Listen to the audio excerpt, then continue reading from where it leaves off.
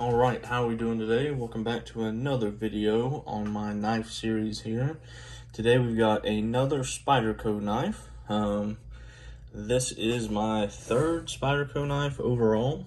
I just got into them about 3 weeks ago, and when I like something, I want it all. So, real quick, it's my Para 3 with the titanium carbon fiber scales and a back spacer with a lynch clip. Next, I got the Mannix 2. Really like this knife. I like the design here. Now this one, I've got the ceramic ball. I've got a lightened spring on the action here, and I've also got this titanium ball cage. And this thing seems to get dirty kind of quick. That's one little issue here I've noticed so far. I just got this earlier today. Got it installed. We'll get more to that later. Let's get into the smock first. So here we go. Spyderco smock, made in Taiwan. I have had it out and looked at it just a little bit here, but it did just get here earlier today. So got your knife, paperwork, and here it is, the Spyderco smock. Very nice. I love this blade shape. I like the design overall of the knife. Wipe it off a little bit here. I got my grimy fingers all over it. Let's do some comparisons here, size comparisons to a Para 3. As you can see, Para 3 fits in there nice. About an inch taller than the Para 3. Close that. Now we got the Mannix 2, non-XL, just the regular. And the Mannix is about a quarter inch, half inch taller, not very much. So let's get a close-up view here. This is Spyderco CPM S30V. Very nice blade steel. And this is made in their Taichung, Taiwan factory. I was kind of hesitant on that at first. You know, I was looking through the different Spydercos, trying to decide what I may want, which one caught my eye. And this one with the, it's your normal compression lock, but they've just connected a button to it, which I think is really cool. They didn't have to change too much. They still got that reliable compression lock, but they added a button to it, which really changes things up, especially for a lefty. I'm left-handed, so I hit the button with my middle finger. That's what I've been doing. Slides right down. I can hit the tab left-handed, no issues, and I can also spidey flick it. So it's a very left-hand friendly knife. I've still got the clip on the right side. I've got a clip from MXG Gear coming. It's the one with just 2 screws. I've actually got 2 of those coming because I also have the Spyderco Yojimbo 2 on the way as well. My 4th Spyderco of the month. So that should be here in the next few days. This one I ordered from eBay, as well as this one and the Yojimbo, and I got them from the seller Robco, R-O-B-C-O. He's an authorized Spyderco dealer. Really great seller. I ordered this Sunday evening. Today's Wednesday. Free shipping, USPS priority, so you can't beat that. If you look here on the clip, but yeah, like I said, I've got the MXG gear clip coming. I've got a silver one. I'm either going to put on this or put on my Mannix, because you can see this deep carry clip sticks out a little too far. It's a little too deep carry. So I'm going to put the silver one on this or the Mannix. Then I've got a black one coming for the Yojimbo.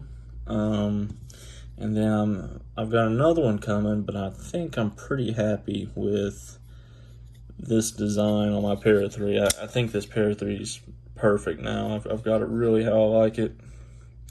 The back spacer, the clip, it's perfect in my opinion. I've got it kind of tight right now. It's kind of breaking in a little bit more, but so yeah, flipper tab, very easy. This knife has a 2 detent system. So it's got your normal detent like you get like on this Spyderco that holds it clicked in there. You hear it click when it closes. That's the detent off the compression lock. pops into it, so it gives you a little bit of resistance when you go to flick it, or thumb flick it. Either way, this has two detents. It has that regular compression lock detent, and it has a second detent. That when it gets close here, it sucks it in. And when you press the button, because when you press this button, it releases the compression lock detent, because to open this one, you don't need to touch the compression lock. If you do, the knife will kind of just fall open. The manage tool is kind of different, but so they put a second detent in, so when you press the button, it doesn't just fall out. I mean, if you hit it hard, it can. And a lot of people take that second detent out, and what that allows you to do is you can press the button and just flick it open like doing this. See what I'm saying? I just pull this detent down, and that's essentially what this knife will do by pressing the button. If you take that second detent out, it's a tiny detent ball and the smallest spring you've ever seen, but it would allow you to open and close it like this.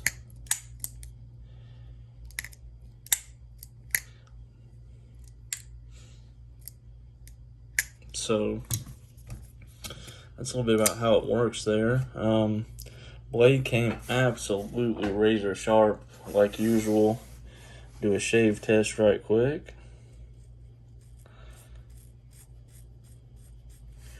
As you can see, it is ridiculously shave you sharp, no issues. You could shave your face with this and it would look great. I mean, that's just how these Spydercos come, straight out of the box. Insanely sharp. I mean, I don't know how much sharper you could really get it. Maybe you could strop it a little bit, but you're definitely not going to get there by taking any more material off. Just honing this would be the only thing you could do to make it sharper, in my opinion. So yeah, this one was $175. Kind of expensive. I got this for $147, and I found this Mannix 2 for $126. Pretty fair deal on this one. I got this one off a site called Knife Joker. It's a storefront out in California. He's also got an online website, very fast shipping. Email me back. I talk about him in the video I did of this knife. So I'm going to talk a little bit more about this one. This titanium ball cage. So with this spring, with this lightened spring and this ball, when I had this is the factory plastic cage. When I had this in there, you can grab it with one hand, one finger, and just open it and close it. And when I first got this in, it was really gritty. It wasn't working. I was trying to figure out why, and my liner here, my inner metal liner, was too small. So really the titanium ball cage was a little too big to fit in the liner and not rub. So it was rubbing really bad and it wasn't working. So I had to sand down the ball cage a little bit.